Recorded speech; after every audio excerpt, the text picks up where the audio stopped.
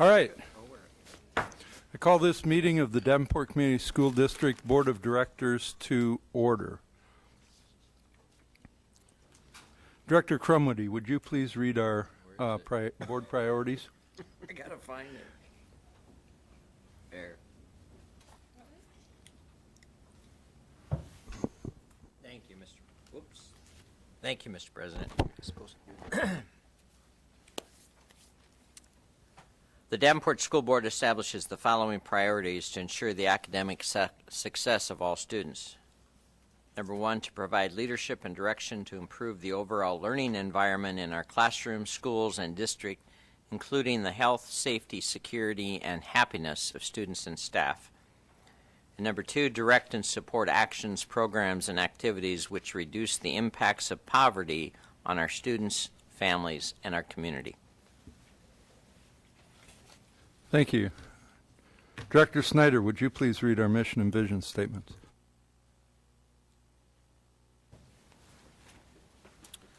Our mission statement is to enhance each student's ability by providing a quality education enriched by our diverse community. And our vision statement reads, education that challenges conventional thinking, prepares all students to compete in a global society, and inspires our students, parents, staff, and community to answer the question, what if? Thank you. And Director DeFau, would you please review our upcoming events? August 13th at 4 p.m. is an intergovernmental meeting at the ASC Executive Boardroom. Saturday, August 16th from 11 a.m. to 2 p.m., graduation destination, River's Edge, 700 West River Drive, Davenport. August 18th, school starts. August 19th, 5:30 p.m., Local School Improvement Advisory Council, ASC Boardroom. August 25th at 6 p.m., regular board meeting, ASC Jim Hester Boardroom. September 1st, holiday, the district is closed. September 2nd, 3 p.m., legislative advocacy meeting, ASC Executive Boardroom. September 2nd, Tuesday at 5:30 p.m., Committee of the Whole, ASC Jim Hester Boardroom. September 3rd, 4 p.m., Policy Committee meeting, ASC Executive Boardroom. And September 8th at 6 p.m., regular meeting, ASC Jim Hester Boardroom. Thank you very much. Move on to open forum. I have no open forum requests. That's correct. And so I would just remind members of our community that it is an opportunity to participate in communicating directly with the board. And we always encourage members of our community to participate in this manner. We'll move on to the consent agenda. May I have a motion? Mr. President, Director Crumwoody. I move the consent agenda as presented by the administration. Thank you. Is there a second? Second. Is there any discussion? Call for the vote. Director Crumwoody. Yes. Director Dickman. Yes. Director Kluhl. Yes. Director Snyder. Yes. Director Sherwood. Yes. Director DeFau. Yes. My vote is yes. Motion carries. I have a motion regarding approval of bills. Mr. President, Director Kluhl. I move that the board approve the following resolution as recommended by administration. The resolution is as follows. Resolved that all claims presented to the board, having been duly certified as correct by the Secretary, reviewed by the administration and board members, and they are hereby audited and allowed as just claims, and warrants drawn on the Treasury for the several amounts. Further resolved, the payments of claims and salaries be approved as presented for two separate periods, those being July 10th, 2014 through July 23rd, 2014, special release, with the following voided check, and that being number 319165, payable to Tri-City Equipment in the amount of $85. That was the wrong vendor name. The second date being July 24th, 2014 through August 6th, 2014, with the following voided check, that being 319310, payable to Tri-City Equipment in the amount of $85. Second reissue, wrong vendor name. Thank you. Is there a second? Second. Is there any discussion? We'll call for the vote. Director Kluhl. Yes. Director DeFau. Yes. Director Crumwoody. Yes. Director Snyder. Yes. Director Dickman. Yes. Director Sherwood. Yes. And my vote is yes. Motion carries. Thank you. Move on to other items requiring action. Excuse me, Superintendent report. I apologize for missing that. Superintendent Tate. Thank you, Mr. President. We have 150 new teachers, and this year, because the teacher compensation system, they're getting 5 days of preparation. That is right, 5 they're getting. 50 are in their first year of teaching, 12 in the second year of teaching, and all of those together have 807 years of experience. Interesting, they've come to us from over 14 states. Where we're still having some trouble, the hiring is family consumer science and special education. You might be asking, how's Mid-City High, Truman, and the Creative Arts Academy coming? Will they be in their buildings on Monday? We get reports every day, and while there still are some things that are going to give us a little bit of problem, Mid-City High and Truman will be ready. In fact, things are moving in even as we speak. Creative Arts Academy will open 2 or 3 weeks later, and we're going to be working in the River Center at the Adler Theater area until that time.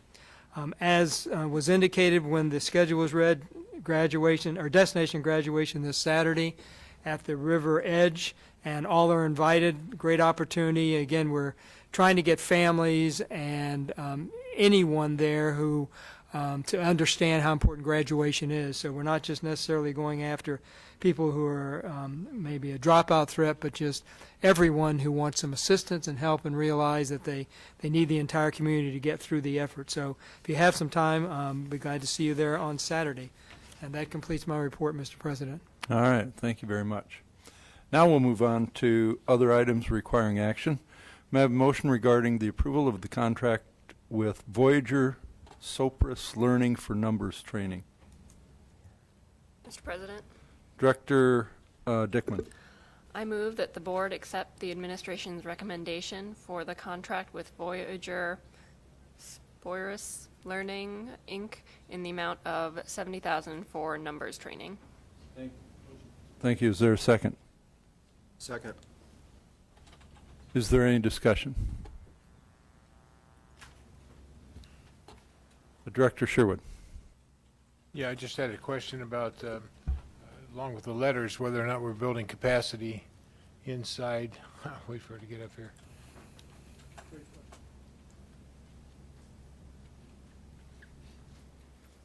Thank you. Sure. Okay. I'm really glad you asked that question because that's exactly what we're doing with the contract that you're in the process of approving. Actually, this is our TOT contract, so it will be to train a group of trainers who will then be able to internally continue the training for the professional development for all of our staff.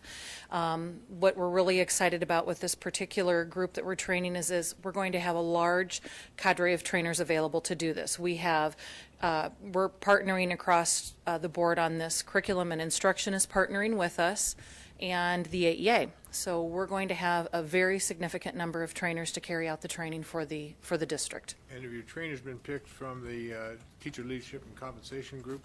Actually, no, we hadn't really thought of that when we started the training. It includes our math coaches. It includes our special education specialists. It includes our math specialists from the math department. And it includes from the AEA a different number of staff members, predominantly consultants, psychologists, who will be providing it. When we started the training, that really wasn't a discussion that we had, but it's a very good discussion. Right. Well, you probably need some numeracy background, I would guess, to Right. be a trainer anyway. So. Right. Okay. Thank you very much. You're welcome. Any other questions? Director Dickman. Since you're up here anyway, just for the record, can you talk about what the program is and the success that we've had with its sister program in reading? Sure, I'd be happy to. What the numbers is again, it's very much based on the same premise that our reading professional development and letters is. It's looking at all of the research. It's based on the national math standards. I've been so involved in reading. It's based on all of the national math standards and all of the most current contemporary literature and research regarding how to instruct math. There are 5 areas that we'll be looking at. It's number sense, fractions and decimals, ratios and proportions, algebraic thinking and data measurement and geometry, and it's based, this training's a little bit different than our letters professional development in that it's kind of a 3-part model. You have face-to-face with a trainer, and then you have face-to-face when you're training with instructional coaching built in, and then follow-up coaching for fidelity checks to ensure that we're training correctly. So it's similar, but just a little bit different. And again, as I said, it's the big ideas in each of the domains on the current research on how to support mathematics and teach our students how to do mathematics. In comparison to, you asked about our letters training, and I'm assuming you want to know, has that had some kind of an impact on us? So I can give you the impact that it's had for us on special education. We started our training for letters back in the spring of the 2010-11 school year. I have to judge it by when I came on board with the district. So it would have been the spring of 2011, and we started our first cohort at that time. We are now at a point where we've trained all special education teachers and have built in a number of elementary general education teachers along with some of our middle school teachers. I don't have a lot of data. I don't have an in-depth presentation. I wasn't quite sure what you would want to know, but I'll kind of tell you some of our growth trends for our special education students. It's not a secret that our proficiency is very low in special ed, but given the fact that our students are incredibly discrepant from their peers, we have a long way to go. But we're making lots of good gains. From 2012 to 2014, one of the things that's critically important that we look at with special ed students in the area of reading is we have to exceed more than a year's worth of growth. If we're going to close the achievement gap for our students, we have to make more than a year's worth of growth in a typical year. So our goal is to always try to make at least 2 years, which is a very robust goal and requires a lot of instruction. In 2012, about 37% of our special ed students were exceeding or were at a year's or more worth of growth. This past year, we were at 50%. So we know that in the span of that 3-year period, we've increased 12.5% in our special education students being at least at a year or more worth of growth. So we're very happy about that. In looking at our national standard scores, we always look at growth there as well with our special ed students. 5 of our grade levels, we look at growth from 6th to 7th grade, 7th to 8th grade, 8th to 9th grade, 2nd to 3rd grade, etc., because that's really important for us.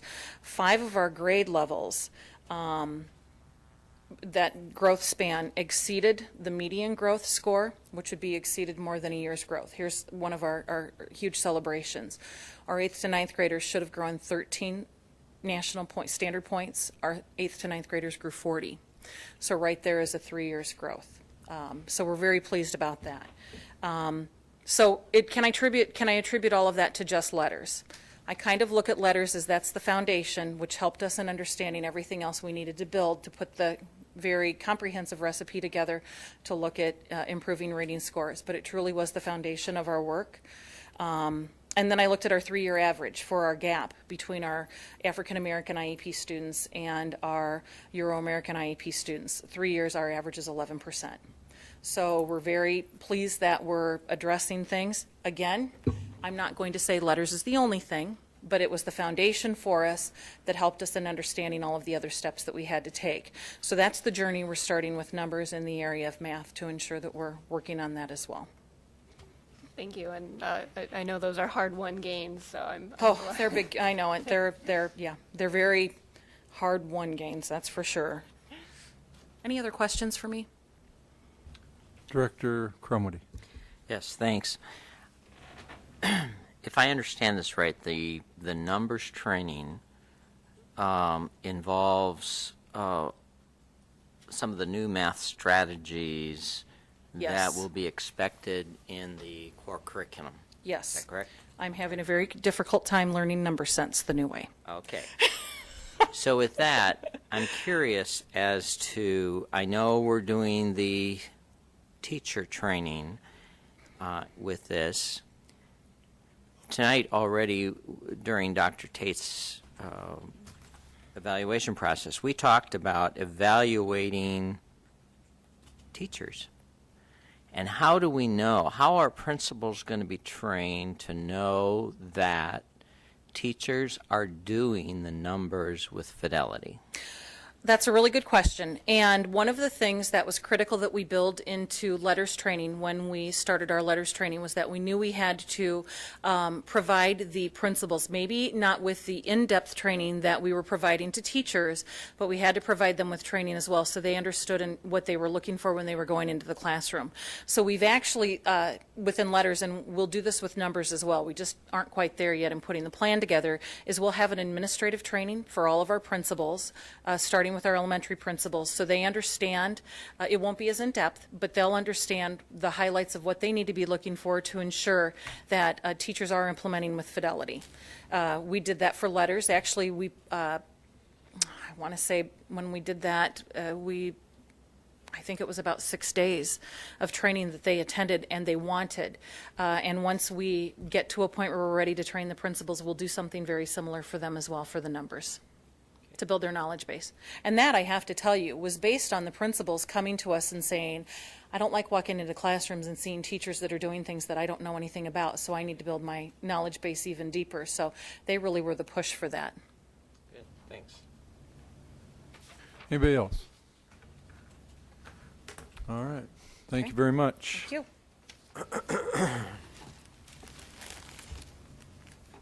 Is there any additional discussion on this motion? Okay, we'll call for the vote.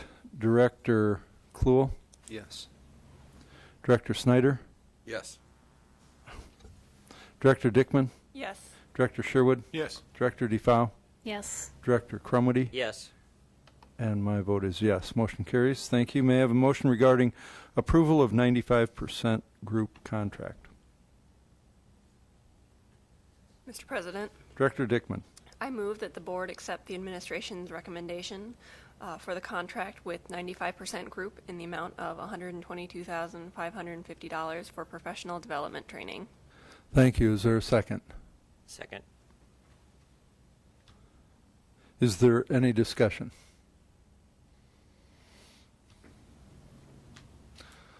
Seeing none, we'll call for the vote. Director Dickman, Yes. Director Crumwitty, Yes. Director Sherwood, Yes. Director DeFau, Yes. Director Kluhl, Yes. Director Snyder, Yes. and my vote is yes. Motion carries. Thank you.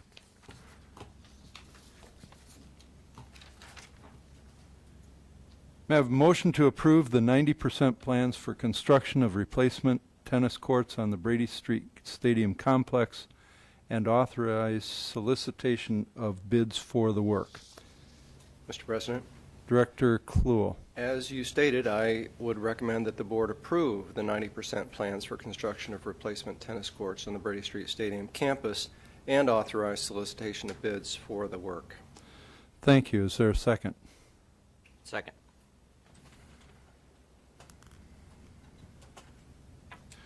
We will now hold a public hearing on the proposed project as published in the Quad City Times on August 1st, 2014. Anyone wishing to speak on this topic, please step forward to the microphone. State your name and address for the record. Seeing and hearing none, I now declare the public hearing closed. Is there any additional discussion on this matter? Director Dickman. The previous estimates we've gotten for cost totaled around $800,000, or yeah, $100,000. That's broken down here. What of those costs, estimating obviously, are ones that we would experience only if we construct the new tennis courts? Some of them are tear down of the old things. Not included in the plan set before you tonight is any of the work on the Harrison Street existing courts. The $300,000 difference between the estimate provided here and the $800,000 budget is for the work on Harrison Street. These are only for the construction of the tennis courts at Brady and the maintenance building that will be demolished. We have some more work to do on the plan set for the parking on Harrison Street. We can't use the existing plan set without either a license from CSO because it's in their plan set or some significant changes to the design, and we're working on that now. And if we decide not to construct the additional tennis courts, there's still one or two tennis courts available? There are currently Six. 4 sets, I believe, 6 sets. Three sets of 3 two. sets of 2, there we go. And 1 set of 2 would remain on Harrison Street, and the other 2 sets of 2 would be demolished to become parking. Okay. But we could not approve construction of more tennis courts to free up those resources for other things. Of course you could. Director Sherwood. You're tearing down the old armory storage area. No, this is a little steel frame storage building Oh, about the okay. size of a garage. All right. And what are we going to store, equipment and ball machines and that sort of thing? Mowing machines, some athletic supply, equipment of some sort. That's what it's storing now. It- What it- are we that- going to store it in at Brady Street? Pardon? Where are we going to store that material at Brady Street? The building that will be torn down where the tennis courts are now will be replaced with a new building adjacent to the tennis courts. Okay, all right. And these tennis courts, the wire, the chain link, is that plastic wrapped? I believe it is. On the nets or the fence surrounding. Fence around it? The fence surrounding, I believe, is black vinyl at North. They'll be very similar to what was constructed last year at North. All right. Yeah, the city required it. I was on the city council. We required that at Central, those courts, and it just I think it held up better and it looked a lot better. So I would encourage you to go along with that. So they'll have access to storage, and that's not going to be a problem. What about where's the closest restroom facility is going to be at the stadium itself?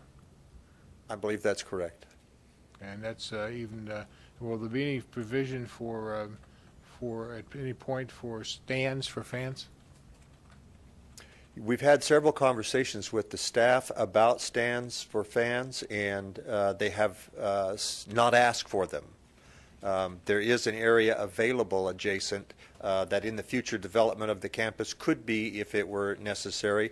We have no stands for fans at any of the other tennis courts. If we start winning more games, we might need that down the road, you know? Right, start winning at tennis, you may need them. All right, thank you. Director Defa. I am questioning why this is being presented to us at this time for action, for a couple reasons. One, with a new architect for the central pool and auditorium, we do not know how much exposure to the south and how many parking spaces we're going to lose because we don't have a final plan, to my knowledge. Secondly, there's also been conversation about property to the north of Central, which we could acquire and construct parking lots on, which would eliminate the need to cross a 3-lane, very busy thoroughfare, which at this current time, we do not allow students to park on that side of the street and walk across. That parking has been eliminated to discourage students from parking there. So if we don't want them to be parking there and crossing, then why would we want to construct parking lots so that they would be required to cross? I think it's premature. I think we need to more fully evaluate, wait for a final architectural plan for the pool and auditorium before we proceed. Also, I do hope they're not constructed to the same specifications as North, as the surface has to be replaced. Yes, we've made some provisions, some changes in the specifications related to the tennis courts at North. There is some of the tennis court surfaces not adhering properly to the asphalt.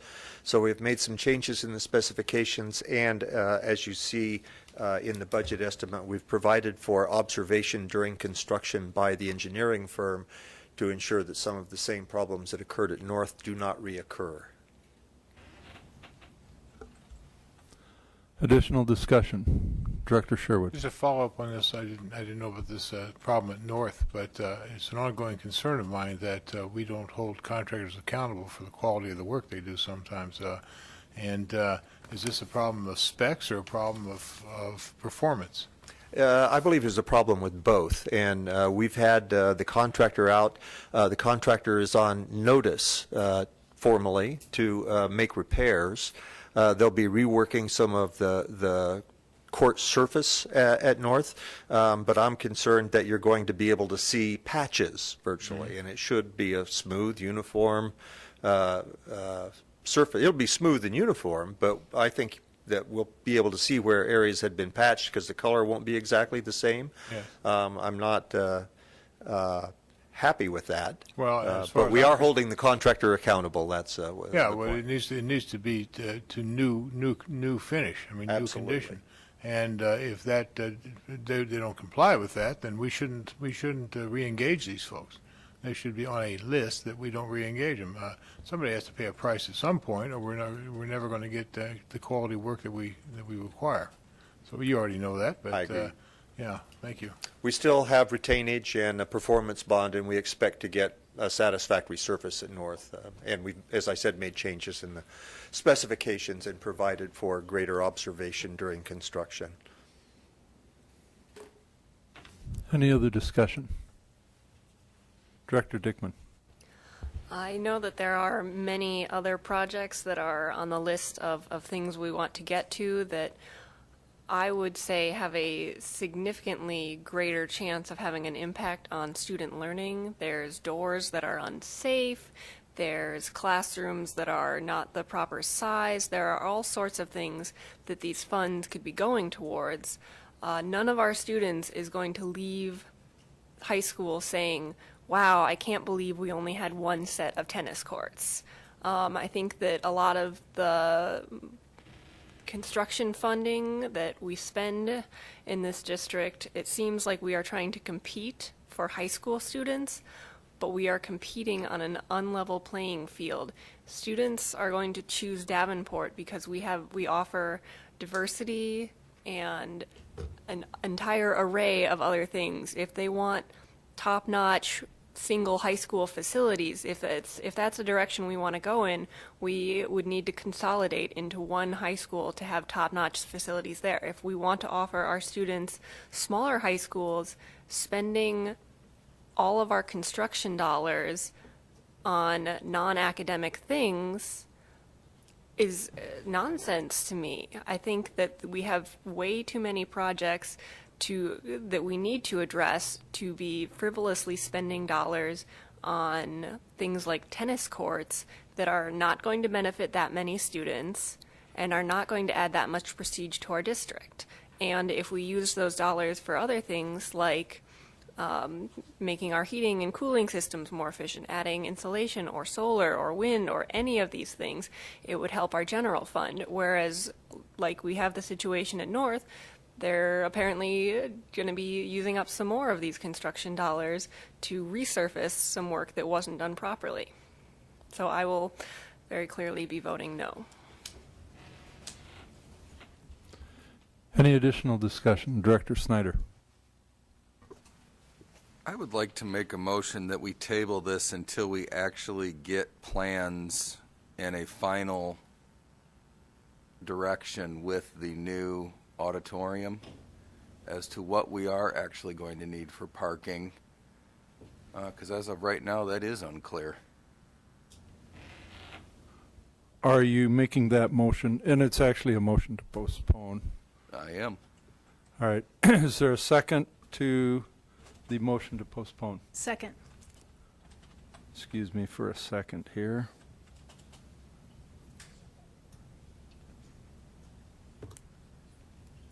Need to postpone it to a certain date or indefinitely? Yeah, and so the sense of the motion, I think, is indefinitely because we don't have a specific date. I don't think that you know that we would have the other plans, and one is contingent upon the other. So that's what I believe your motion, the intent of your motion is to postpone indefinitely, which sets it aside until we can bring it back again.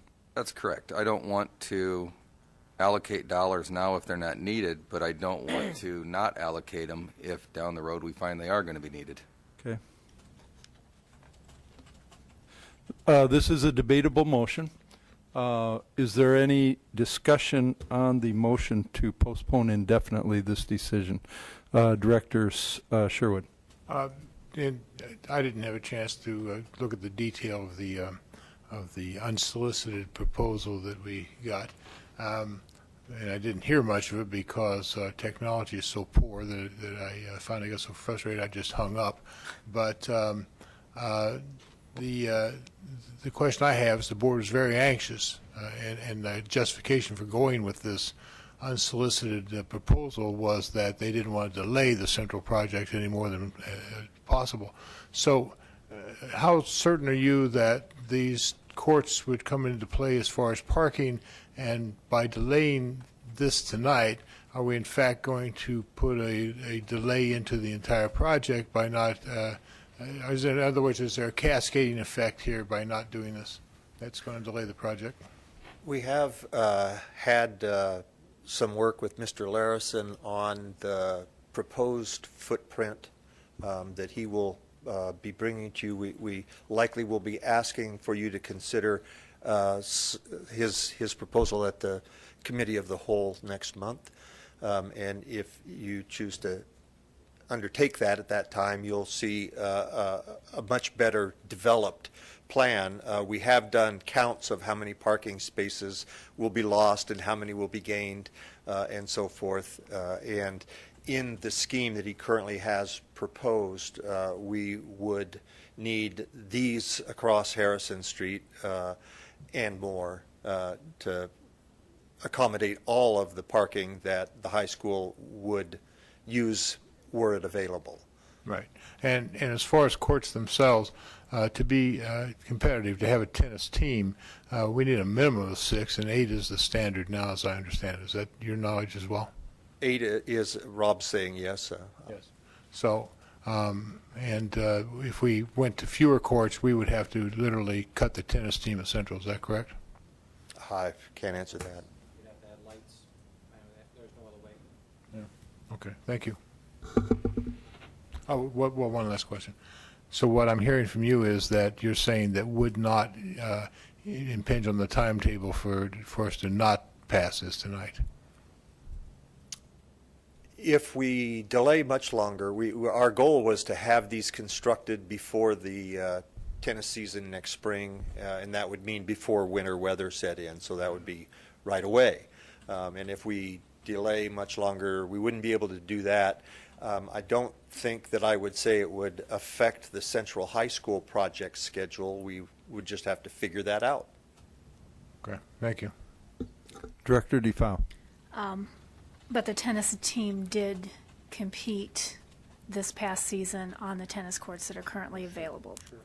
And, if you're talking less than a month for us to get a plan before us from Larison and Associates, then it doesn't seem to me to be a negative impact. It will also give you the time to more fully develop what properties lie to the north and what opportunities there are to the north to capture parking and provide perhaps a more safe environment for our students. I think it's a prudent thing to do. I am not prepared at this time to support a project based upon, at this point, what ifs, a lot of what ifs. Any additional discussion? Director Dickman. I think this is a question for Mr. Scott. How many students would you say participate on the tennis team?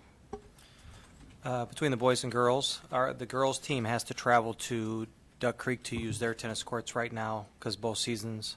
And so I would say 24 to 30 players on both boys and girls. It ranges in those two areas. So approximately 60 50 students. to 60. 60 I students. think that'd be a roundabout average. And what would you say is the cost when you add up maintenance and coaches and travel expenses for those students to be able to play tennis as part of their high school curriculum?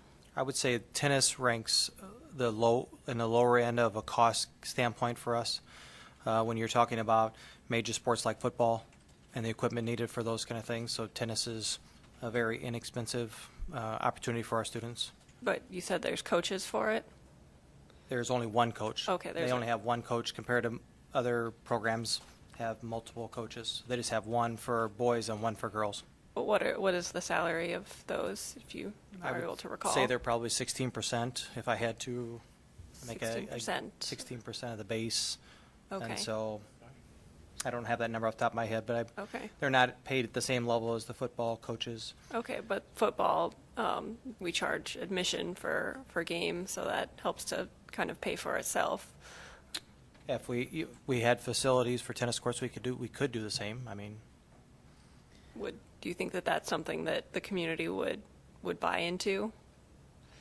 the community I see as a facility, we don't have the opportunity just by where it's stated right now to charge, just by, it's not a Right. secure facility. It's kind of like Right. our softball diamond is very similar to that. For the Central High School location, it's hard to charge because it's just not a secure situation. Right. So, and you said that that there are already some students who are going off-site to practice or to play. Yes. Is that an option that we could continue, or would that be cost ineffective? Again, those students are transporting themselves. We are providing busing for those needed, but there's a cost with that also. The 6 courts makes the nights, the reason I said the 8 courts, it makes it an awful late night because none of the lower levels start until all of the varsity is finished. And so, it gets quite dark for some of those events. That's just my experience. Okay. I'm not trying to pick on the students who play tennis, but we continue to spend money to support athletics, which is not our primary mission, for a minority of students when we're cutting coaches, librarians and coaches of things like literacy and math, that would benefit all students, especially our ones who need the most help. Yeah, the tennis courts, my total concern is strictly from a parking standpoint. I know that it is going to be impacted if we don't put more parking for those students. For my 3 high schools that I have, the fewest amount of parking spots are at that high school. I fully support the parking, and I understand that That's that my is concern. especially a safety concern. But the added money to construct new tennis courts, if their heart is set on tennis, we have 3 high schools, and I think if we don't have tennis at one of them, that is not going to be a heartbreaking moment. Okay, I want to remind the board that we're debating the motion to postpone. So try to keep on track relative to the motion. Director Snyder. Yeah, my concern is we're starting to kind of drift into a conversation evaluating the relevance of certain athletics. And I guess I want to reiterate that my reservation and why I made the motion is, one, to gather more information, to find the safest parking we can for students, for visitors to the facility. And if there is an option that would allow us any chance at all of building parking where we're not having people hop across 4 lanes of traffic, I think it's in our best interest to evaluate every option we have before we would just jump and build and putting people potentially in harm's way with traffic. That's my whole purpose in making this motion. Thank you. Director DeFau. No. Okay. Director Sherwood. Just a last comment, and I appreciate what you're saying about keeping it in context. We already have lots of kids going across those lanes because they're packing their cars throughout those neighborhoods, and so that's already occurring. That unsafe condition is just the nature of Central High School. I'd agree with you, with Nikki especially, because I think there may be some land to the north, and we should look at that. Because if we can avoid that, that'd be terrific. But don't think it's not happening right now. It's happening massively. So we have that, and we once in a while have a kid hit there. It's pretty rare, but it does happen. So anyway, I'm going to support the delay. Just want to mention, because I don't hear from you this is anything that's going to be totally destructive. As long as it's short term, we have a time certain for the end of this for this. For the end of what? For this table, not tabling, but postponement. No, it's postponed indefinitely. Definitely.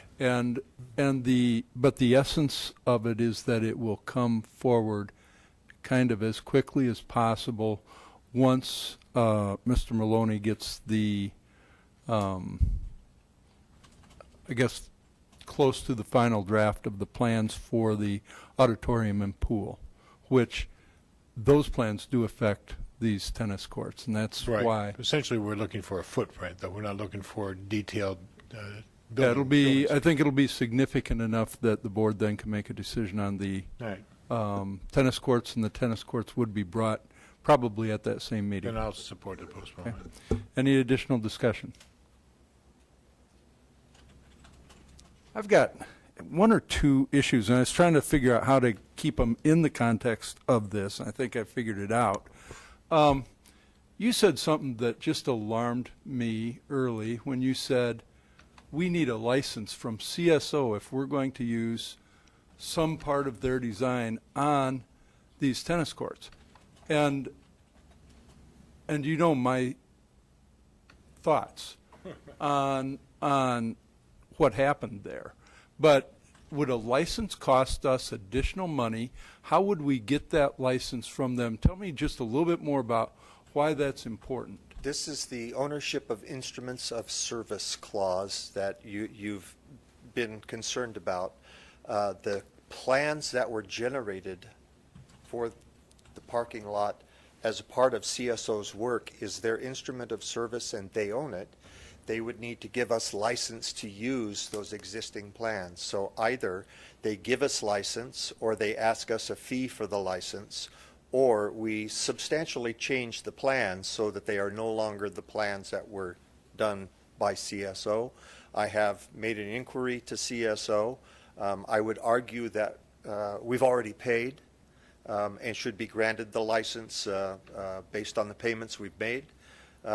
They may not agree, and if they don't agree, we'll make some design changes to the plans such that they are no longer CSO's instrument of service. So that's the particulars of the instant case. And I also will say that I've spoken with Mr. Davidson, and he will be providing an addendum that will be included, for example, in Mr. Larison's contract when it comes forward to you, that corrects that instruments of service clause such that the district will be the owner of the documents. I appreciate that moving forward. I tell you, I try to always put the best construction on things, but that one just irritates the heck out of me. Anyway, I'll stop at that. Any additional discussion on the motion to postpone indefinitely? Seeing none, we'll call for the vote. Director Snyder. Yes. Director DeFow. Yes. Director Kluhl. Yes. Director Dickman. Yes. Director Sherwood. Yes. Director Crumwitty. Yes. My vote is yes. Motion passes. This motion then has been postponed indefinitely and will be brought by the Agenda Committee in concert with the plans for the Central Pool and Auditorium.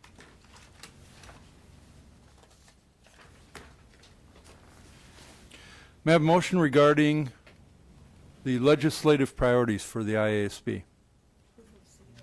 City bus. Oh, excuse me. Yeah, city bus. Oh, I apologize. I took notes in the wrong spot. May I have approval? May I have a motion for the approval of to use city bus? Mr. President, Director Snyder. I move that the board accept the administration's recommendation to approve the use of City Bus by Davenport Community School District students for the 2014-15 pending approval of agreement by the City of Davenport. Thank you. Is there a second? Second. Is there any discussion? Director Snyder. What steps do we take as a district to make sure that anybody in our district that could utilize this service actually knows about it and are utilizing it?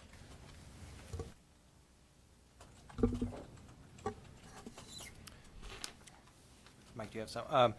I would know at all of our schools, it's one of the things that we cover in one of our advisories, making students aware of it. The middle school students are going to this year have IDs, so it's a little more accessible instead of having to try to pick up a card.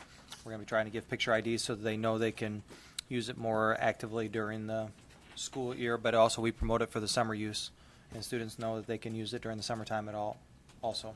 So a little bit through our advisories in our schools, but there was a big push to help with our middle school students this year in getting picture IDs for them. Do we as a district offer any support to the city as far as monitoring, supervision, anything to help so that, I met with the city last year at one point where they thought there was, at the downtown bus station, there was some conversation about student activity. And so we met about that, and we met about how we can be a resource and help us and give us the information we can, and we'll follow up with it at the school level. And the few times that we've done that, we've been very successful with the students, and they've been very understanding too that it's a privilege and something that we want to continue to keep as a district. I think that's one of our best kept secrets, that service, especially that it runs through the summer. And I really hope that the kids are respectful of that service and that they take advantage of it. Director Sherwood. Yeah, I think it's, 230,000 rides? That's a pretty lucrative deal we got there, I think. And my foreign exchange student last year, thank you very much. I want to extend a thank you to the city for this partnership once again. This is done on the cheap, and it helps a whole lot of kids. Now, the city just went through and rerouted some of their buses. Were you part of that conversation? Is that going to impact our kids' ability to access those routes? I was not a part of the conversation, that particular conversation, but the city tries to, of course, make the routes go where people need to go. And as you see, we've had an increase over this past year, over the previous year, in the number of student trips. So our students are taking advantage of the city bus service, and it's particularly helpful, I think, as you mentioned, in the summer. Yeah, I'd be interested that we monitor those changes. I know they're rerouting so they can use some of their own facilities to move their bus drivers around. For instance, they're going to the maintenance garage and back and forth to the downtown transportation system, which eliminates some of the routes out there. So if that has an impact, then we probably should know about that. So, thank you. Any additional discussion? Director DeFau. Was there any conversation with the city following the change in school start times? Is that going to necessitate any fluctuations in schedule, or do we still think that's the current bus schedule is going to meet our building needs? The student transportation, of course, is primarily provided for eligible students by the district's bus system. And, of course, it's arranged to get students all to one place at one time, and the city bus system just simply doesn't operate on that kind of schedule. So they really meet two different needs. But we do know that a number of students use city bus that are not eligible or find it more convenient to get to school. So there is some conversation, there is some coordination between city bus and the district system. Well, I but know they kind of serve two different functions.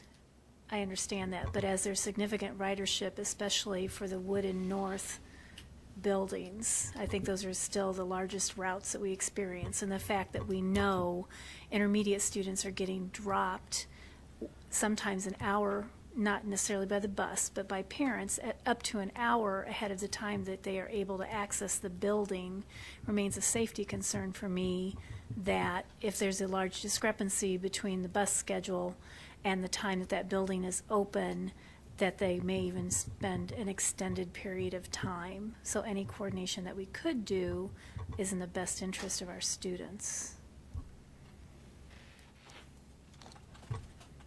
Any other discussion?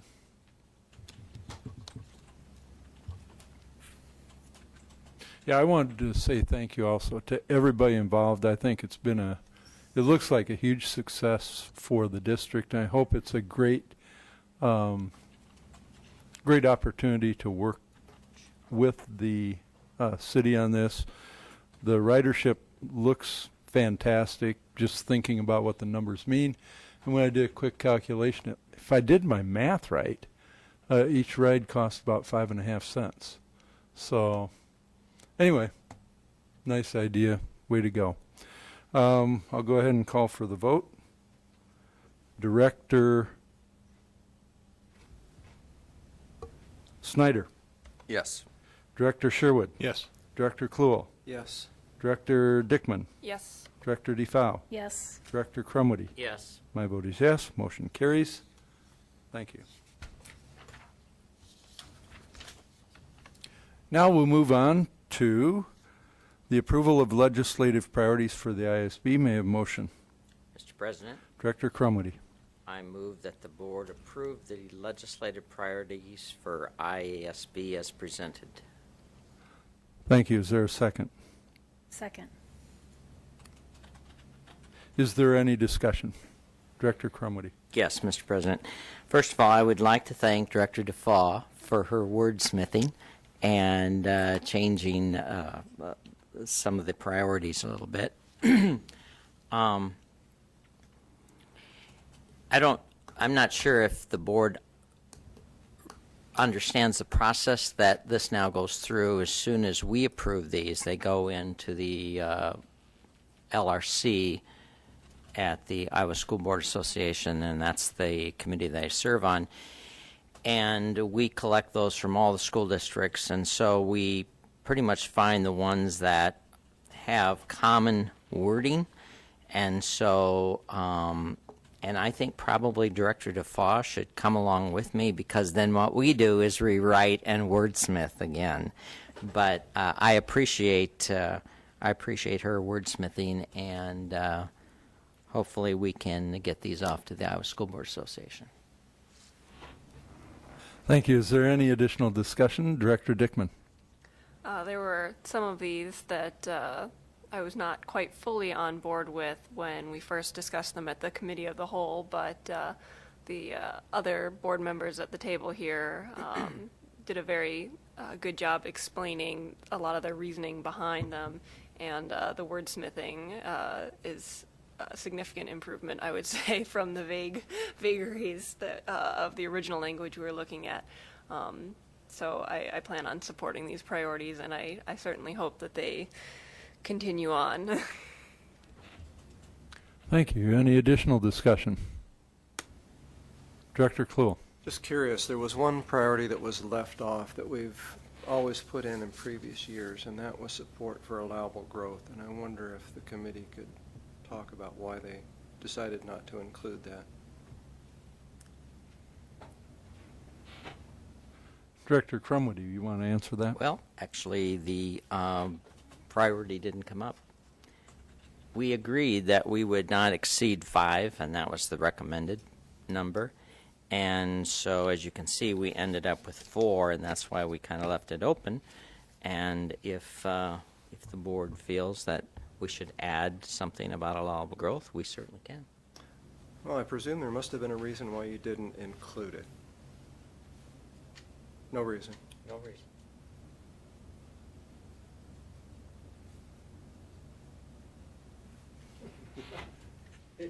I guess your eyes are kind of asking me too, and I would say that it didn't come up. The priorities had been researched by Director Crumwitty, and the presentation of the priorities seemed reasonable.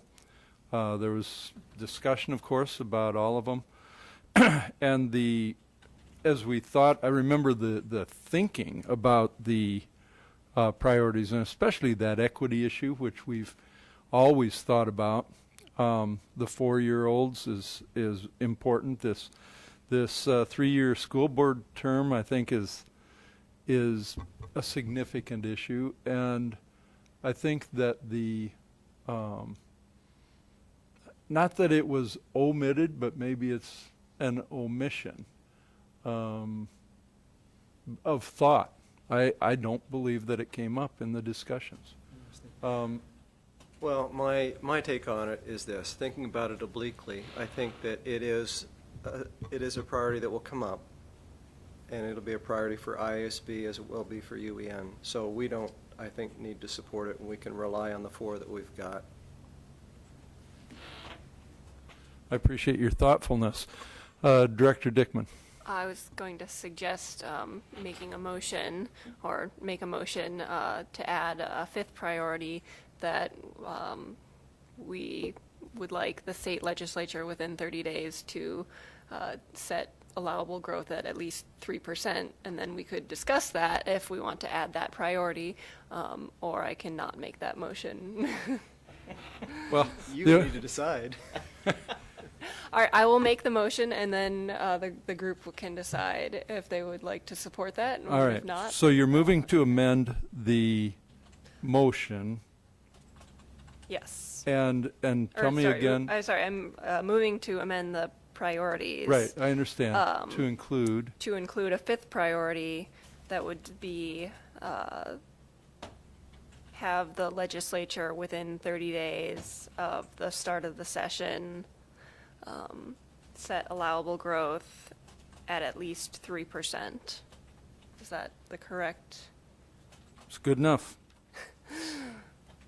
The term allowable growth, there's Oh. a new term that they use, but we can modify that. Okay. We know what you're talking about. Is there a second to the motion to amend?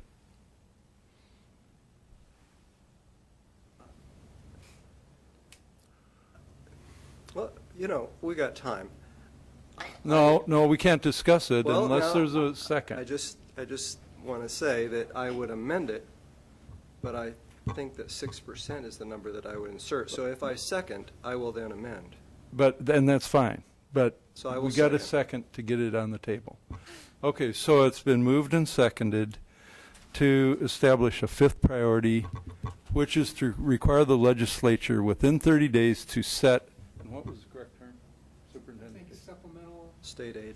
Supplemental state. Supplemental state aid. Is there any discussion? I would move to amend So, the amended motion to state 6% versus 3%. well, I'm trying to think through this. Just give me a second to think. Sorry, everybody. No, this is the way it's supposed to work. This is the process. Yeah, well, Passes first and amend it once it's been passed. Director Defoe. Would it be possible to vote against this amendment and then have Director Kloll make a second amendment to the original, which I think would make it less complicated? And that would make it less complicated. There's also a way to allow the motion maker and the seconder to have a friendly agreement to change the wording. Let's do. And so I'll ask that. You just want to change the percent from 3 to 6. Is that correct, Director Klool? So that's still an amendment. It's a friendly amendment. But if Director Dickman accepts that change, I don't have to go through all of the voting. I can, if she accepts it as a friendly If it amendment. makes it easier for our president, It- I would. It would. I'm sweating right now. I would move to make a friendly amendment to change Director Dickman's proposed amendment to the All right. original motion to state 6% Okay. versus 3%. And Director Dickman, do you accept I that? accept. All right, great. Okay, so is there any additional discussion on this amendment? Director Defoe. I always see priorities that stipulate a specific percentage of increase in state supplemental aid as exercises in futility. It seems as if historically the ISB has always set an artificially high request, which the legislature then has, dismissed, to put it mildly. I do fully support the priority, the first portion, which is to demand that they set allowable growth within 30 days as required by law.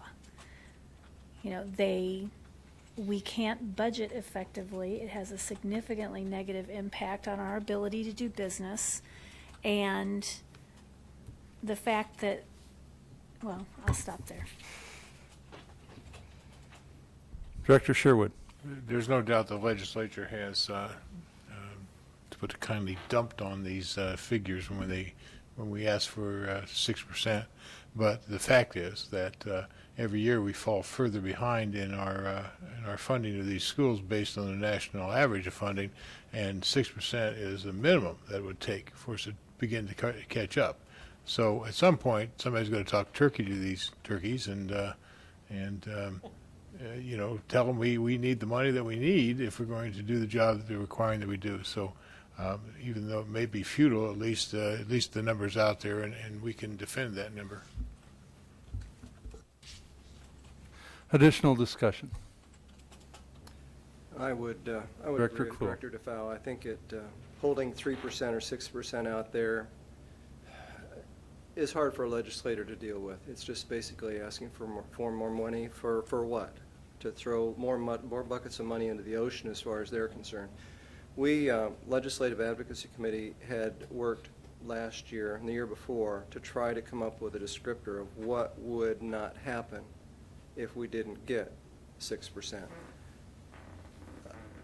And so, but I've had a bit of a change in thinking based on what happened last year when the UN strongly supported 6% and the state Senate Democrats went into committee saying we got to have 6%, which allowed them to pass 4%. So it actually worked to go in high, to have the support of the organization at 6 to be able to come in at 4. Now, it didn't ultimately pass, but that's what they used, and it was used, I guarantee you. So there is a rationale for using what might seem to be a capricious number of 6%. Additional discussion. All right. What we're voting on is only the amendment. We are not voting on the main motion.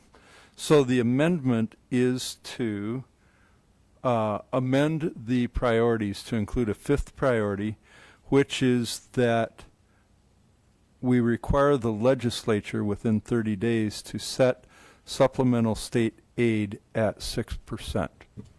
I think that's worded properly, and we'll check with the secretary later, but everybody understand that? Okay, we'll call for the vote on the amendment. So give me a minute here on this.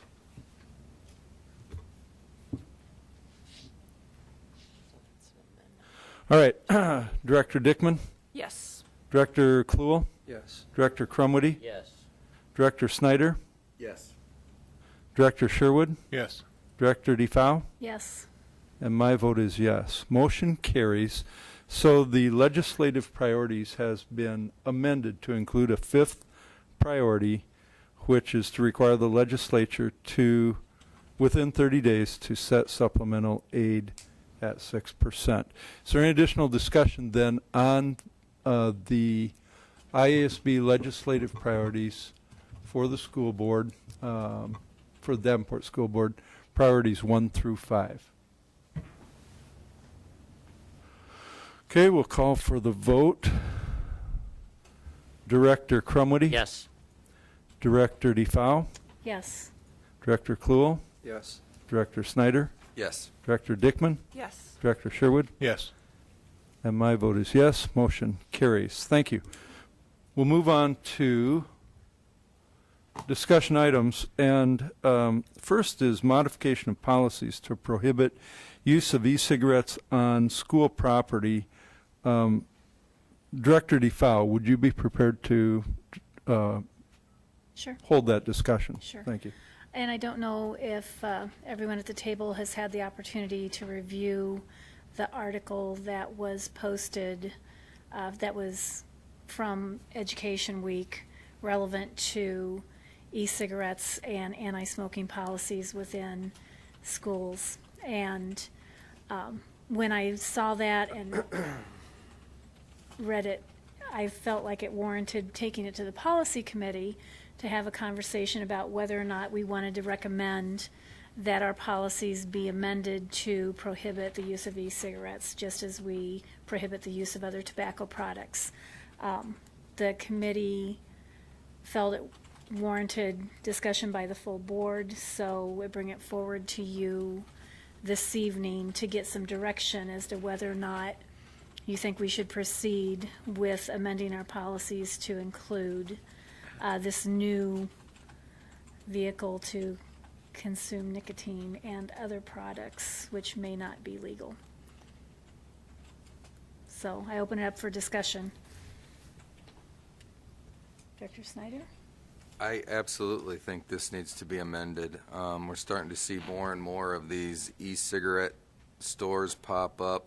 The little bit of that I know about them is you can get or different levels of nicotine in this. You do have, this vapor, I believe they call it, where you have secondhand smoke. This is expressed back into the air. It is not FDA approved. They have no history or really studies on what the effects of any of this is. And I think to knowingly and openly expose people in our buildings to something that we don't know the ramifications of yet kind of scares me. Thank you.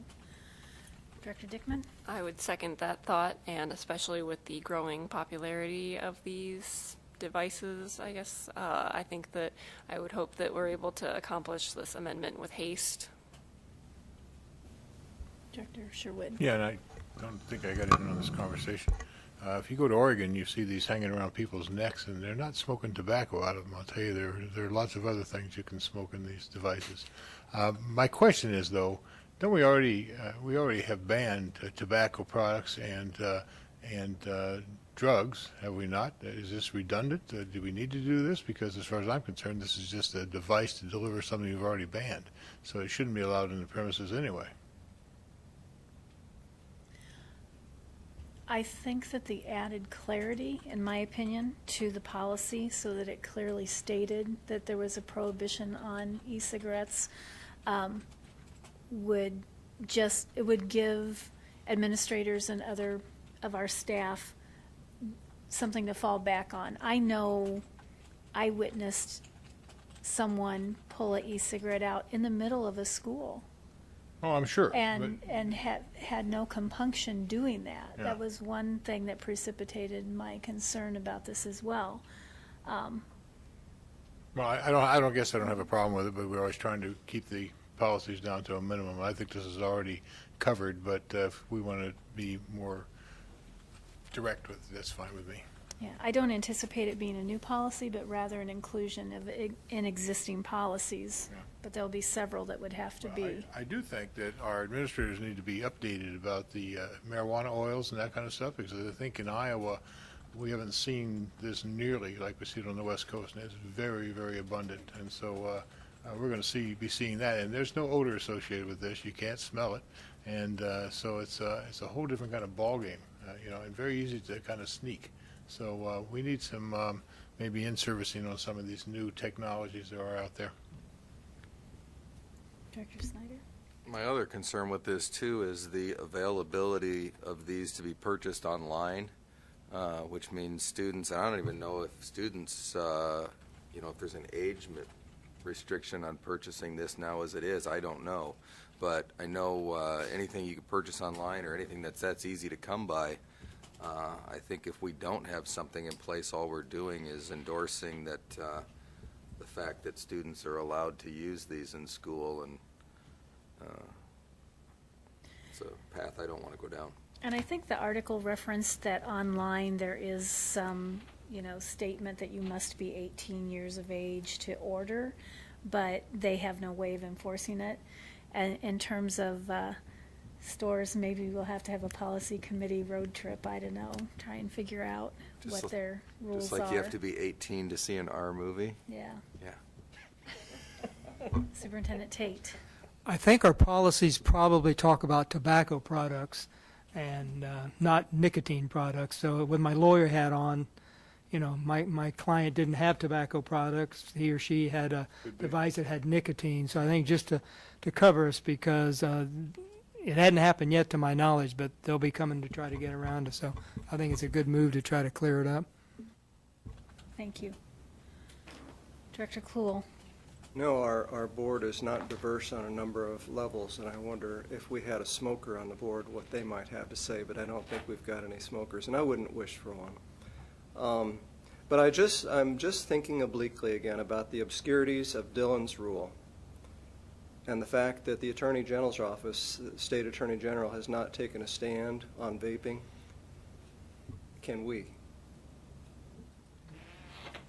It's interesting. It's a good I think it's question. worth pursuing, because we would be taking the lead away from the state on this, and I don't know that we can do it with Dillon's rule.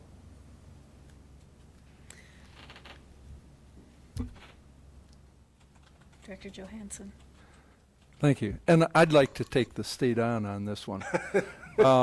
It wouldn't bother me if we took the lead and then the state comes down on us and says, hey, you can't prohibit that. This was made for you, Director Johansson. Oh, thank you This was- very much. You'll win this one, I think. Director Crumready? Yes, I certainly support it. I think it gives clarity to our present policy, and I'm certainly in support of it. Thank you.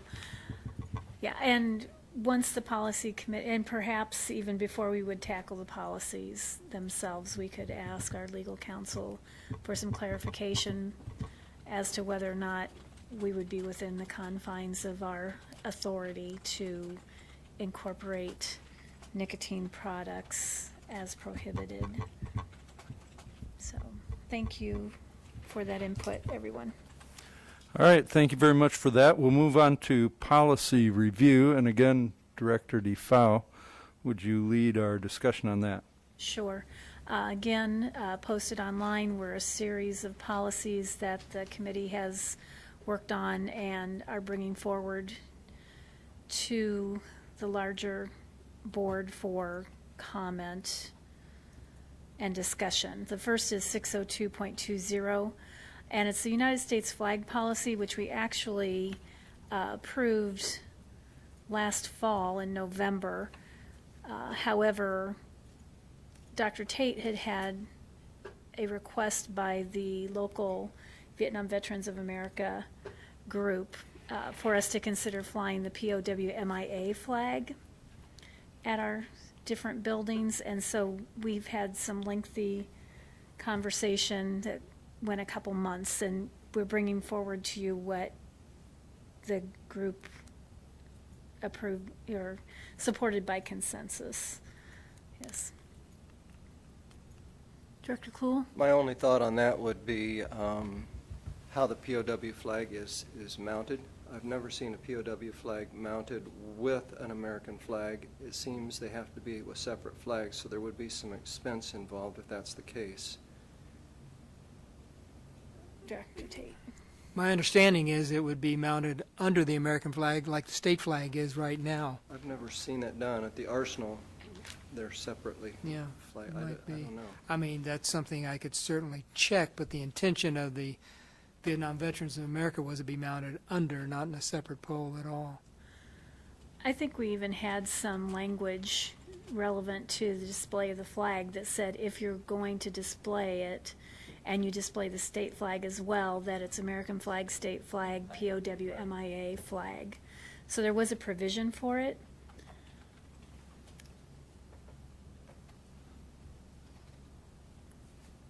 Anybody else? Director Crumwoody?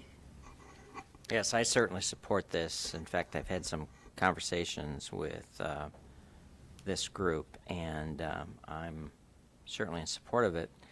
I'm wondering, it's just the 4 high schools, though.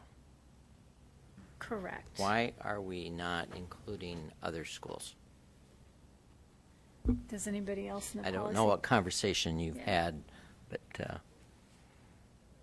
That was their recommendation to us to be flown at Okay. the high school. I think some of it had to do with our OTC cadets and maybe the level of the students, but that was their recommendation to us to be the 4 high schools. okay. I think there's another piece too that we had to consider.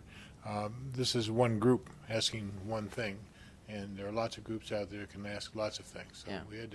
we had to kind of strike a balance that we didn't want to become too forthcoming, because that creates a precedent that we'd have to deal with later. So. And just for a point of information for the board, even though the POW MIA flag is associated with the Vietnam conflict and war, that it in fact is representative of any POW MIAs from any conflict historically. So, no other comments? We will bring that forward for approval probably at the next regular board meeting. 30706, what was previously unauthorized persons in buildings renamed to visitors to school district buildings. This was brought forward to us at the request of Dr. Tate and Sarah Harris in regard to procedures for visitors at schools. And Dr. Tate, did you want to add anything? Well, there's two things going here. One is security, in that we need to make sure that we know who's in our schools. And right now, we're not very consistent in our schools. Some have, you sign in, some have badges, some are very strict, others, people just kind of walk by because they know them. So part of it is we need to have a system that when someone comes in, they have to go to the desk, provide an identification of some sort, and then we give them a visitor's pass, and we're going to make that consistent also. And the second is a welcoming school, and that is you ought to get up and confront somebody in a friendly way and to have an exchange and make sure you understand that they're welcome there, but still we're being protective of our students. Part of the issue is providing an identification. We know that's a touchy subject in some areas, and there may be people who either do not have an identification that's normal, like a license that we would have, but they can provide some indication that they belong in the school, that they belong with students, and the idea there is they'd come separately, they'd provide that to us, and we give them identification patches or badge they can carry with them, and be one that would be a district ID, and so they would come to the school, they prevent that. You take the ID and you put it up in a space, you take the visitor's pass off and give it to somebody. So we are talking about being a little more planful in what we're doing and a little more specific, and to make sure that we're all across the board and people understand we want people in our schools, but there's a certain way that you have to go through. So there's some pretty simple changes here, and our idea is we would have to spend the next several months after you approve it, if you do, training the secretaries at the school, make sure they understand how this works, and make sure that all of our people know it's coming, so that, again, it won't be a surprise, and we can make sure everybody's relaxed with the point that you can still get in your school. We just want to be a little bit more deliberate in the way that we process people. Comments? Okay. The next policy is 70101, school facility studies. And there's just some modest change there relevant to the use of consultants. Previously, it was written that almost implied that we had to engage a consultant. So, any questions, Director Dickman? This is somewhat related. More, it reminded me, we had an issue earlier in the week about contractors at Truman and I think one of the other buildings. And I know that one of the issues was that there was concern about the people who are coming in were being paid a less than livable wage, and that therefore they were very likely to be doing inferior work. So not necessarily for this at this time, but as something to consider. I know there's a lot of the fair wage or livable wage and a lot of legal terms that we would have to look at, but I just want to bring that up and keep it on the horizon as something that we might want to discuss at some point.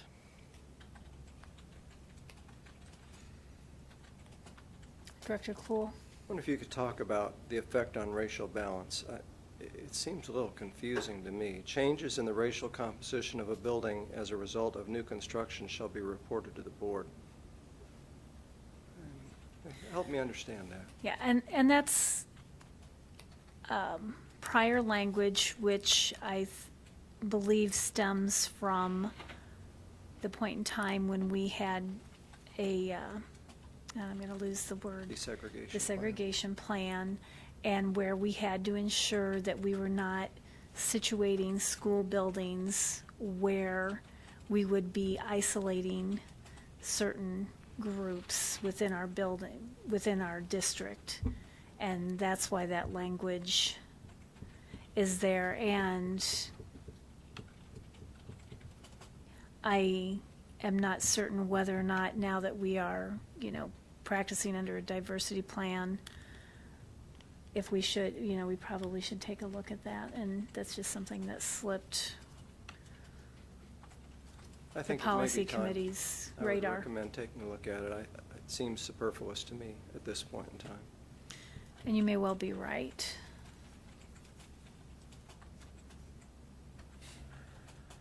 Any other comments?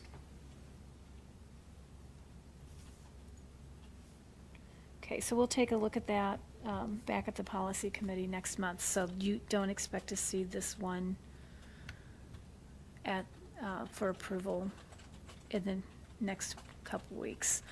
70103, construction and renovation specifications.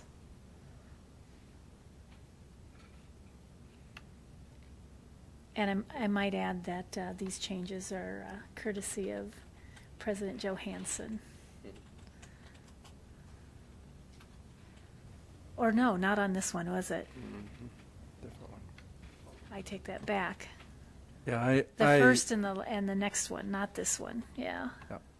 This one came from the administration. So it's just more, I guess what this is trying to do is to beef up the language regarding environmentally friendly design. I thought we inserted that. Was that from the administration? I don't recall at this point now. Did we insert that? I think we inserted Okay, that, well, yeah. take back everything I said. We did that. So, Director Dickman. I'm glad to see that we're taking the lead on this kind of thing. I think that that's important, that hopefully other people will follow. Any other comments regarding the policy? Director Kluhl. I'm just wondering how operations, Mike, how you will deal with this sentence that was included. Administration will consider environmentally friendly design and report to the board what steps have been taken to improve economic operating efficiencies and reduce environmental impacts for all major projects. I don't know how you will approach that. Are you going to come to us with solar energy options on every project, semi-permeable pavement? How do you expect to approach that? Because those things are all going to be more expensive than typical construction, but the board is interested in those things. How will you approach that? Well, I think we'll start by doing a better job of explaining what options are considered and things that happen behind the scenes that haven't been presented to you. And then a number of projects, we'll take Truman, for example, the geothermal system. There is an environmentally friendly way to use the heat that's naturally abundant in the groundwater. In fact, it's used for heating and cooling in that particular case. But I guess I would start by having a more thorough conversation with you about what steps have been taken. And I also would assert that we could certainly do better in terms of environmentally friendly design, and the industry is going that direction. And many of you have contacted me about those issues individually and so forth. So I think we would start by doing a better job of explaining to you options. And I believe that later this month you'll be considering 2 projects where we will do exactly that. We're going to bring to you several options about the mechanical systems in these 2 buildings, where the lowest first cost option has the highest operating cost and the most environmental impact, and the highest first cost option has the lowest operating cost and the least environmental impact. And we'll be kind of laying that out in a couple of options, saying we could do option A at cost A or option B at cost B, so that you'll have that information and have the opportunity to have a discussion about what you'd like us to do. Good, thank you. Director Sherwood? Yeah, and I'd like to also point out that there's a swing into engineering materials now to be reused as opposed to, right now we try to find ways to reuse them, but they're not engineered specifically for reuse. So more and more materials are going toward that kind of engineering, and when we spec out a project, we need to look at that as well, that the materials, when we stop needing it, when it stops becoming a building, it becomes something else, those can be reused without putting more resource demands on the planet. So those are all things we have to begin to be comfortable with. So and you guys need to become experts in. So. Anything else for Mr. Maloney, or any more comments on that policy? Okay. So then, moving ahead, 70202, procedures with architects and engineers during construction. And interestingly, this was just a policy that was up on this cycle, the review cycle, but very relevant to what we've been experiencing the last couple months. And this is an addition that was recommended by the committee, but drafted by Director Johansson. Is this, do we want to discuss this one right now? Isn't this the one that we were also going to add language on unsolicited proposals? Well, given that this was the draft that was included, I thought that you disregarded the recommendation. Well, then, excuse me? May I discuss that? Certainly. Okay. You're the president. You're the president. No, but Go ahead. Director DeFau is leading it. And I'll tell you, I have a book that discusses this very issue, and it was pointed out to me yesterday by a civil engineer, some of the language that's absolutely fantastic relative to developing these contracts, and I'll include it in the packet for the next meeting. But it talks about a lot of these, the relationships between the owner, which is the district, and the professional service, and what their obligations are. And really, that's part of what frustrated me a little bit with Mr. Maloney's representation, and I understand it, but that CSO wants to think about, and if they were to charge us for a license to use something that we ended up paying them $1.5 or $6 million for, that would gall me. But establishing these relationships, and the one thing that I had added, I think, to this, and we've had a little bit of discussion, but it was after the committee meeting, was the discussion on unsolicited proposals. And the only thing that I want to ask here at the board is, because the unsolicited proposals, the one that we received recently for the pool and auditorium, I think was unusual. And no, I think there's a lot more language that I had included. Was it in a different? 7 is in red, so yes, that was included in that policy. But that doesn't reference specifically how unsolicited proposals will be handled. Yeah, so That part was the other one that you I have read is it is a different policy that I was Yeah, addressing? I've read it somewhere. Okay, then maybe, the one that right. talked to that. Right, so it's a separate policy that we'll bring. So I apologize for that, then we're just discussing this as it is written. Sorry about that. That's okay. I was confused myself. So, Well, the only thought that I would have is, and I think Greg Larson addressed this issue, is that if we deviate from that architect policy, is it going to cost us extra money? If we insist on retaining what I'd call the intellectual property rights, is that something that an architect will then add as additional cost to us. I don't know that. He seemed to waffle on that, but he indicated probably not. But I'm still not clear on that, because that's something that they routinely ask for. They want that, and we're asking them to change. And whenever you ask for a change like that, you usually pay for it. May I respond? Certainly. So, and I think my experience is totally different from that. And my experience and my intent here is that, as that first sentence says, the contract shall be written to generally protect both parties, but especially the district. I believe that the standard contract that has been developed by the AIAA, whatever that organization is, the Architects Institute of America, I don't know what it stands for, but it was written by architects to protect architects. It was not written to protect the owner. And so and I've had a lot of experience with those types of contracts out in business and industry, where that's exactly the way we write things. We write things from our perspective, and then if the owner goes ahead and signs it without modifying it or asking for a modification, hey, that's to my benefit.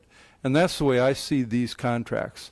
I don't see that there's going to be a cost for us protecting ourselves. But I'd ask Mr. Maloney, you've got a lot of experience in these contracts, and some of these ideas you and I have been discussing, but can you address the idea that it might cost more? I suspect not. In my own experience, we have many owners that I've worked for had similar language. Mr. Davidson has language prepared that he offers other clients that is exactly the same clause, an addendum that speaks exactly to the same clause. And I think, in my experience, I haven't seen a cost increase or a lack of willingness of architects to serve with that clause. It's interesting, one area that came up tonight that you mentioned with CSO and the fee that they want, the licensing thing that they want a fee for. That's a case where an organization has done work and it's in their benefit to keep hold of that. And they now have the opportunity to sell that, perhaps. And I'm thinking of CSO, for instance, with the design that they put together. They hold that now. If they had given that to us, it would have been a benefit to the next architect to be able to utilize that, I would presume. There are just a lot of reasons, like it seems like, yes, they built this contract according to those architect standards which are best for them, but it doesn't mean that then they won't require additional cost to a client who insists on something different. So I understand the rationale that they build it for them, and we're trying to protect ourselves, but I'm just wondering if there's a cost going to be associated with that. And that's not clear to me. I have a question for you, too. This product of their work, presumably this is plans and so forth and sketches. We don't have copies of those things. We'd have to ask them to surrender those things. Is that true? Oh, we have copies of them. There were plenty of copies sent out for bid and so forth, and they're basically put into the public record when we put them out to bid. So it's not a matter of accessing the work. It's Sure. just a matter of use. We can look at them, but we cannot use, in the particular example, the plans for the parking lot precisely as they are there. We cannot use them without CSO's approval. And they have indicated they would ask for some kind of fee. I've asked for permission and haven't received an answer. No, I just wondered, under this proposed policy, whether we'd have a difficult time acquiring these products of the work, and apparently not. So thank you.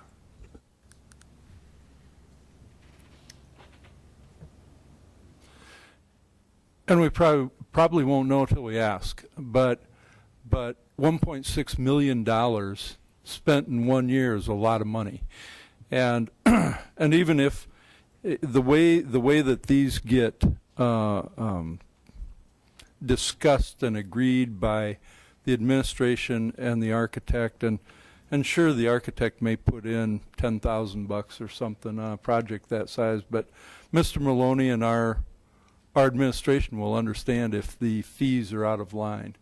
If they're, in this case, I think they came in at 8.x%, and we negotiated down to 6 point something or whatever it was. But anyway, I will continue to push for this, and I think when the board sees what I present relative to what even the industry supports, the industry does not support the way that whole thing happened, and it does not support some of the mistakes that were made. But I'll leave that. Any other discussion? Okay, thank you. That's just an additional note, Is this part of this? not part of it. It's just additional stuff for the agenda committee. All right. Is I that it? Yeah, I concede the floor. Okay, thank you very much. Thank you for leading us in that discussion. Move on to administrative reports.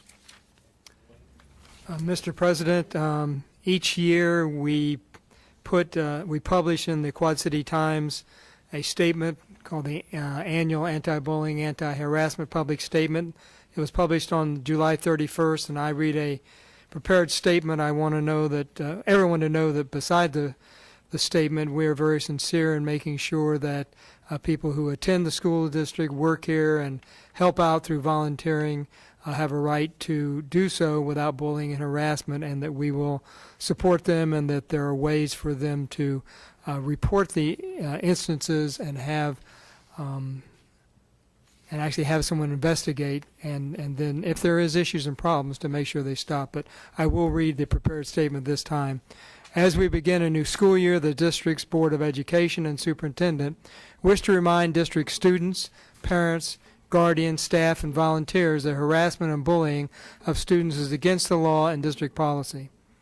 The district will not tolerate harassment or bullying of students based on the student's actual or perceived traits or characteristics, including age, color, creed, national origin, race, religion, marital status, sex, sexual orientation, gender identity, physical attributes, physical or mental ability or disability, ancestry, political party preference, political belief, socioeconomic status, familial status, or any other trait or characteristic protected by law.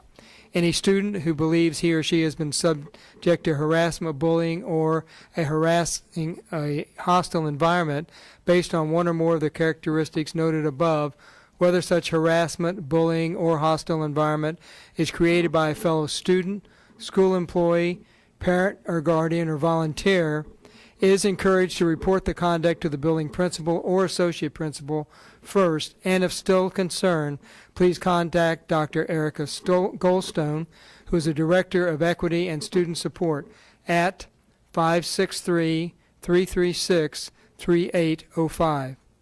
A complaint form can be obtained from any school office, district website, www.davenportschools.org/equity, or from the Achievement Service Center. The district has a policy in place, Board Policy 504-10, to address complaints regarding harassment, bullying, and hostile environment, and is committed to conducting a prompt investigation into any complaints it receives.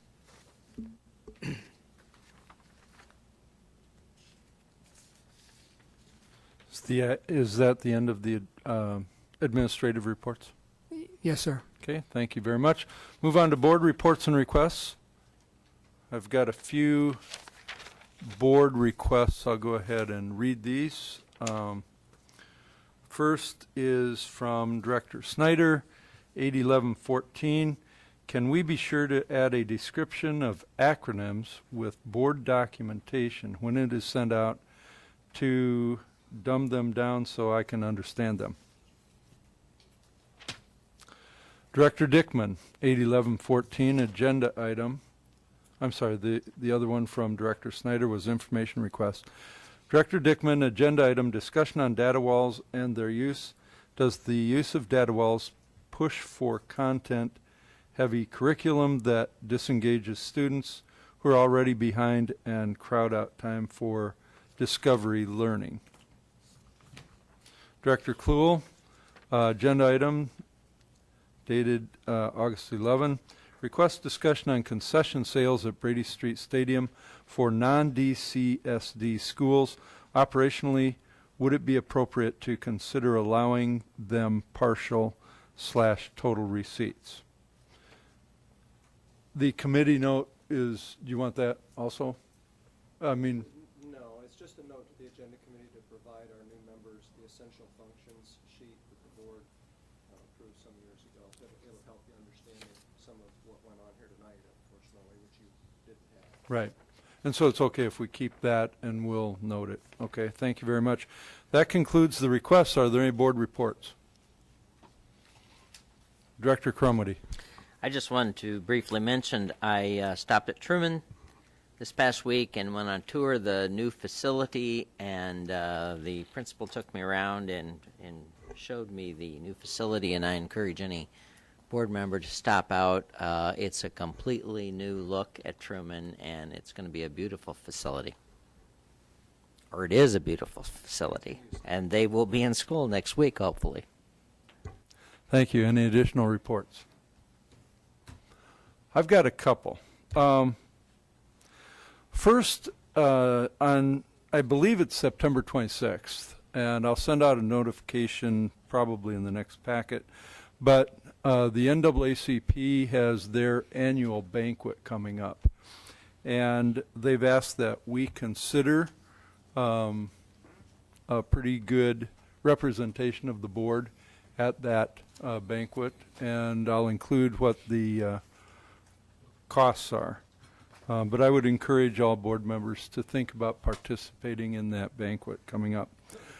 Another one is that the policy committee is changing right now, and so we do have 4 board members on that committee, and we have encountered some difficulty as we challenge ourselves because we want to be careful of open meetings laws, and we also want to be careful of bringing forth a policy that, for instance, may have the support of 4 board members.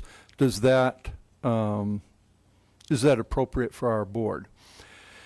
And so I just wanted to let the board know that we are careful with that. I have discussed that with Margaret Buckton, and she acknowledges the difficulty, and yet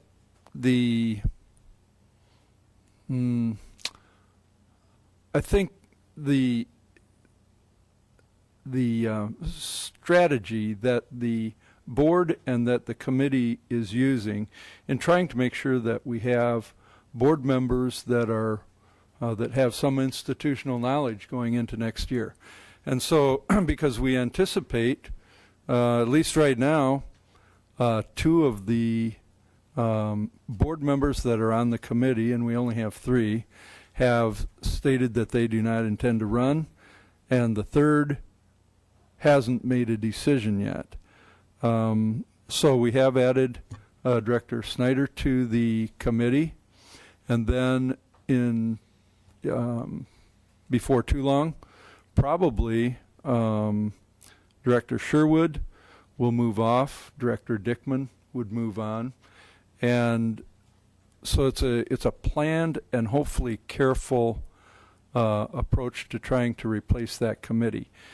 But I did want to express to the board our concern that having 4 members on the board, there are some things that we can do as a committee to make sure that we're doing a good job for the board. But if there are any concerns by the board, I want to make sure that they're brought up. Director DeFau. For clarity's sake, I would like to let everyone in this room know and the audience that we have not held a policy committee meeting to date with 4 board members participating, because you leave the impression that we may have already violated open meetings laws. So we have not had a meeting at which 4 board members were in attendance. I appreciate the clarification. And to the extent that I understand from Margaret, and I'm trying to verify with Wendy, because we did post the meeting, we keep minutes, so we're following open meetings laws. But indeed, we only happened to have 3 members, but we would have had 4. So, but that's where the committee is intending to go. If there are no other reports, Director Sherwood. Okay. And I alluded to this earlier, and I forgot about it. I think for the last 2 years, we've been talking about improving the technology at the board table so that people that are not here can participate. And so I still feel like we're in the Paleolithic phase of our development of that. And I'm wondering, Mr. Maloney, you're going to be doing some work interior here with wiring or something that's supposed to help in this regard. I'm not really sure how that helps, but maybe you could give me some clarity on when we might expect some relief from this issue. Yeah, excuse me. I should, when you brought this up, I'm sorry. Director Sherwood, at an earlier meeting, we have actually been reviewing, and probably 6 weeks ago or so, I authorized an expenditure to provide a better system that would allow us that kind of capability. And the only thing that happened since then, that would only allow 1 person to call in. Right now, we're only looking at, should we change that to allow more than 1 person to call in? Yeah, and I appreciate that. Is there a timeline on this thing? I'll have to get back on you because, like I say, I already authorized it, and then this little possible change came up. Should we allow more than 1 or 2? I would say timeline, I'm going to guess within the next 2 months it'll be done. Good. This will be a nice relief. Yep. I appreciate your bringing it up again, and but it is being addressed. Okay. Are there any other reports? Seeing none, I'll entertain a motion to adjourn. Is there a second? Second. All those in favor say aye. Aye. This meeting is adjourned.